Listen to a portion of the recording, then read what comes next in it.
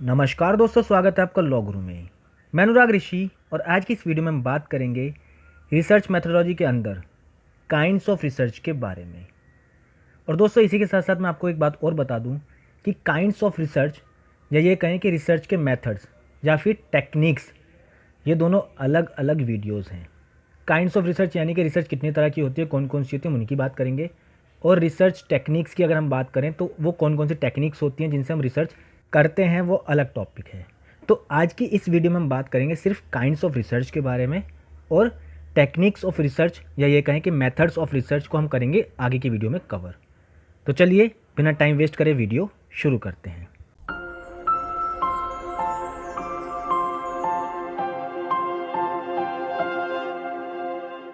Kinds of research. तो दोस्तों हम आप लोगों को बताना चाहेंगे कि रिसर्च जो है वो 3 तरह की होती है: socio legal research, doctrinal and non doctrinal research, और तीसरी है इंडक्शन एंड डिडक्शन रिसर्च। दोस्तों ये जो काइंड्स ऑफ रिसर्च हम आप लोगों को बता रहे हैं, तो ये हम legal education and research methodology के सब्जेक्ट के अकॉर्डिंग बता रहे हैं। That can be different according to the other subjects. और आज की इस वीडियो में हम सिर्फ कवर करेंगे सोशियो लीगल रिसर्च, बाकी अदर काइंड्स ऑफ रिसर्च हम कवर करेंगे अपनी अगली वीडियोज़ में। तो सोशियो लीगल रिसर्च की हम बात करते हैं। सबसे पहले हम बात करते हैं meaning of socio legal research. Socio legal research is one of the aspects to study human behavior, their activities, interactions and attitudes concerning to any law under the research studies।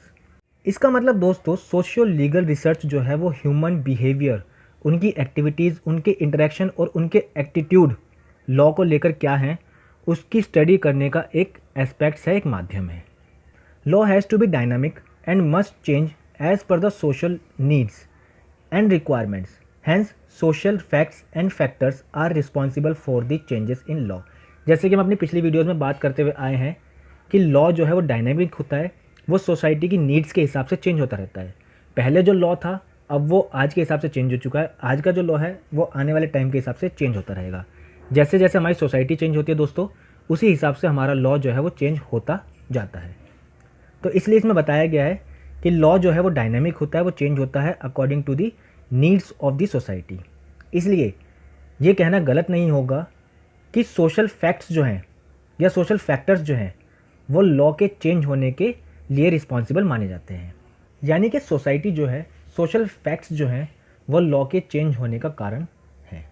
Therefore the law and social sciences are to be integrated and treated as one subject and the result of socio legal research shall control the development of human beings. इसी के हिसाब से जो law है और social science जो है वो दोनों आपस में एक साथ कोरिलेट होते हैं, तो उन दोनों को एक साथ एक ही सब्जेक्ट समझा जाना चाहिए। जैसे कि हमने ऊपर वाले पैराग्राफ में समझा कि सोशल फैक्ट्स की वजह से लॉ में जो है चेंजेस आते हैं, तो लॉ और सोशल साइंस एक ही सब्जेक्ट की तरह ट्रीट किया जाना चाहिए। Law has social context and law if having no social context can be said useless and only a mental exercise. इसका मतलब दोस्तों अगर लॉ में सोशल कंटेक्स्ट नहीं है, लॉ जो है वो सोशल फैक्ट्स की बात नहीं करता है, तो वो लॉ यानी कि अपने आप में यूज़लेस है, उसका कोई भी यूज़ नहीं है।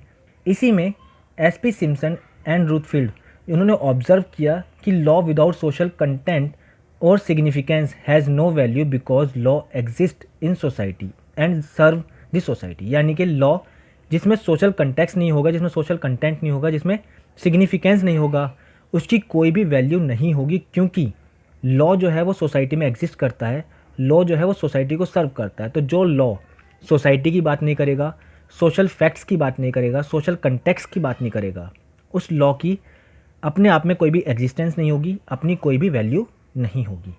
इस पूरे पैराग्राफ से हमें पता लगता है कि लॉ जो है वो सोशल फैक्ट्स से जुड़ा होना चाहिए, इंटीग्रेटेड होना चाहिए। इसीलिए सोशियो लीगल रिसर्च, सोशियो मतलब सोशल, लीगल मतलब लॉ की बात करी जा रही है, और रिसर्च, तो रिसर्च कैसी होनी चाहिए, सोशियो लीगल रिसर्च होनी चाहिए। अब हम बात करते हैं socio legal research and its importance. इसकी इंपॉर्टेंस क्या होती है दोस्तों, ये बहुत इंपॉर्टेंट टॉपिक है, इसको हम अच्छे से कवर करते हैं।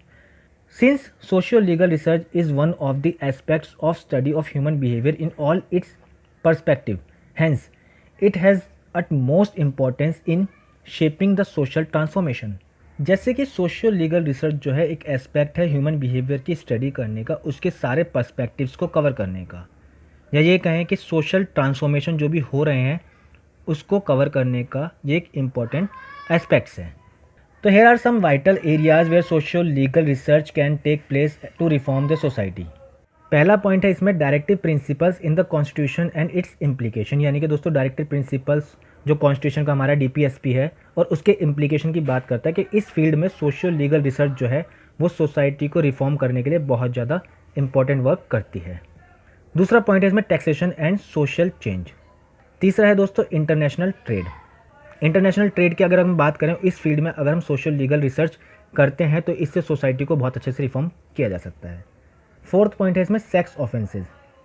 सोसाइटी को दोस्तों रिफॉर्म करने के लिए, सोसाइटी को डेवलप करने के लिए सेक्स ऑफेंसेस में सोशल रिसर्च होना बहुत ज़्यादा ज़रूरी है। अब आप सोच रहे होंगे कि सेक्स ऑफेंसेस में सोशल रिसर्च का क्या काम। दोस्तों जैसे कि हमने अपनी स्टार्टिंग में meaning of socio legal research में बताया कि सोशियो लीगल रिसर्च जो एक एस्पेक्ट है किसी भी ह्यूमन बिहेवियर को स्टडी करने का, रीड आउट करने का। तो अगर हम ये पता लगा लें कि सेक्स ऑफेंसेस बढ़ क्यों रहे हैं, सोशियो लीगल रिसर्च करके अगर हम ह्यूमन बिहेवियर को रीड आउट कर लें तो हो सकता है कि सेक्स ऑफेंसेस को कंट्रोल किया जा सके। अगला है दोस्तों इसमें एल्कोहलिज्म एंड क्राइम।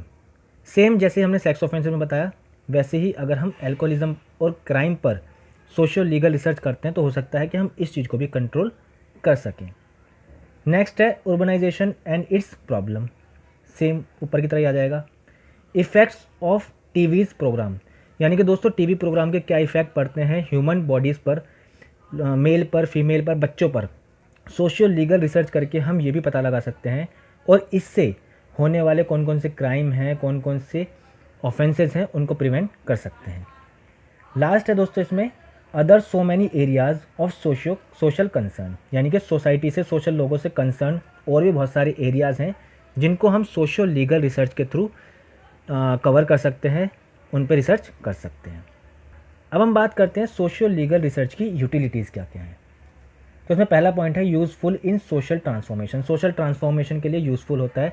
जब हमने ये पता लगा लिया कि क्राइम बढ़ क्यों रहा है, ऑफेंसेस बढ़ क्यों रहे हैं, हमने रिसर्च करके, तो हो सकता है कि उस रिसर्च से हम क्राइम को प्रिवेंट कर सकें, ऑफेंस को प्रिवेंट कर सकें। तो क्या होगा? Social transformation. नेक्स्ट है हेल्प इन डिसीजन मेकिंग। दोस्तों जब हम ये पता लगा लेंगे रिसर्च करके कि आगे किस चीज़ को किस तरह से डील करना है तो डिसीजन लेने में बहुत ही ज़्यादा ईजी हो जाएगा। नेक्स्ट है it creates public opinion in right direction, यानी कि दोस्तों ये पब्लिक ओपिनियन को राइट डायरेक्शन में क्रिएट करता है। कैसे? जब हम रिसर्च करने जाते हैं तो किसके पास जाएंगे? पब्लिक के पास ही तो जाएंगे। तो इस रिसर्च से हमें क्या पता लगता है कि पब्लिक की ओपिनियन, पब्लिक क्या चाहती है, पब्लिक क्या देखना चाहती है, क्या करना चाहती है, क्या फील कर रही है पब्लिक इस टाइम। तो पब्लिक की ओपिनियन के बारे में हमें रिसर्च के थ्रू पता चलता है। नेक्स्ट पॉइंट है helpful in finding root cause of crime. अब ये पॉइंट समझना बहुत ज़्यादा ज़रूरी है। कोई भी क्राइम हुआ, मान लीजिए कोई भी ऑफेंस हुआ अगेंस्ट फीमेल, अब हमने उस पर सोशल लीगल रिसर्च करी, अलग अलग लोगों से अलग अलग बात करी कि आपका क्या एस्पेक्ट्स है इसके बारे में, आपका क्या पॉइंट ऑफ व्यू है, क्यों ये क्राइम होता है, क्या रीज़न है। तो किसी ने कहा कि लड़कियां रात को निकलती हैं, किसी ने कहा लड़कियां छोटे कपड़े पहनती हैं, किसी ने कहा कि लड़कियां मेकअप ज़्यादा करती है इसकी वजह से ऐसा होता है। तो बहुत अलग अलग व्यूज़ जो है हम लोगों के सामने आया। तो क्या हुआ कि उस क्राइम के होने का मेन कॉज क्या था, या ये कहें कि रूट कॉज क्या था, वो हम लोगों के सामने आया। कैसे आया? सोशियो लीगल रिसर्च के थ्रू आया। तो सोशियो लीगल रिसर्च जो है वो उस क्राइम को, उस ऑफेंस के रूट कॉज क्या था उसके बारे में हमारी हेल्प करता है। नेक्स्ट है it provides knowledge to all members of legislature, executive and judiciary. ये पॉइंट भी बहुत ज़्यादा ज़रूरी है। दोस्तों रिसर्च से हमें पता लगता है कि हमें किस तरह के लॉ में अमेंड करना है, किस तरह के चेंजेस करने हैं। तो चेंजेस की बात करें, लॉ किस तरह का लेकर आना है, वो बात होगी लेजिस्लेचर की। किस तरह से उस लॉ को एग्जीक्यूट कराना है, क्या पॉइंट आउट होना चाहिए, किस तरह से बॉडी फ्रेम करनी चाहिए, वो बात होगी एग्जीक्यूटिव की। और किस तरह की पनिशमेंट, किस तरह के अमेंडमेंट होने चाहिए, उसमें बात हो गई जुडिशरी की। तो सोशियो लीगल रिसर्च से जो है इन तीनों बॉडीज़ को नई नॉलेज मिलती है कि किस तरह से किस चीज़ को आगे डेवलप करना है। तो सोशियो लीगल रिसर्च जिसको हम बहुत छोटा सा टॉपिक समझ रहे थे, बहुत मामूली सी चीज़ समझ रहे थे, तो देखा हमने उसको कितना बड़ा रोल है सोसाइटी के लिए, कितनी इंपॉर्टेंस है उसकी, कितनी यूटिलिटीज़ है उसकी, ये सब। आज की इस वीडियो में बस इतना ही। अपनी अगली वीडियो में हम बात करेंगे किसी नए टॉपिक को लेकर। इस वीडियो के नोट्स का लिंक हमने इस वीडियो के डिस्क्रिप्शन बॉक्स में डाल दिया, तो आप चाहें तो उस लिंक पर क्लिक करके उन नोट्स को डाउनलोड भी कर सकते हैं।